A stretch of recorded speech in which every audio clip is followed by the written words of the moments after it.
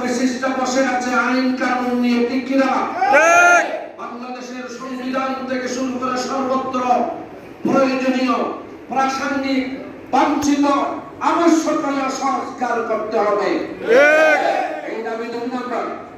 3 নম্বরে যে দাবি করতে চাই, বলতে চাই, সেটা হচ্ছে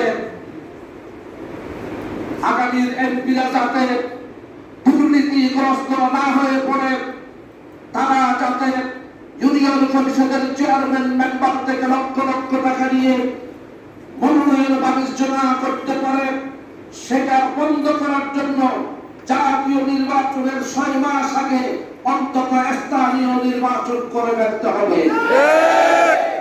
স্থানীয় নির্বাচন করে স্থানীয় সরকারকে শক্তিশালী করতে হবে। এটা আমার 3 নম্বর দাবি।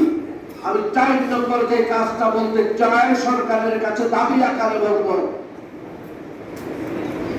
সুন্দর একটা পরিবেশে পরিচ্ছন্ন একটা নির্বাচন উপহার দেবে, যেখানে পুলিশের কোনো তদারকি থাকবে না, পুলিশ কখনো বাধা দেবে না, গুন্ডা বাহিনী বাধা দেবে না, গুন্ডা বাহিনী রাত্রে ডাকাতি করবে না, জনগণ সকাল 8টা থেকে শুরু করে বিকাল 4টা পর্যন্ত নির্জন ছাড় পাবে, নির্দ্বিধায় সুন্দর করে ভোট দেবে, বিকাল বেলা যে পাস করবে তাকে ডিক্লার দেবে।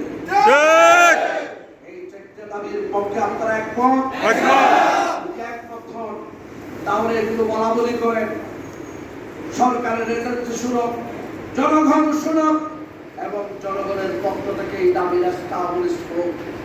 তাহলেই একটা সুন্দর বাংলাদেশ বিনির্মাণে আপনাদের সহায়তা হবে, আপনাদের পার্টিসিপেশন হবে। বর্তমান সরকারকে আমরা সহযোগিতা করতে চাই।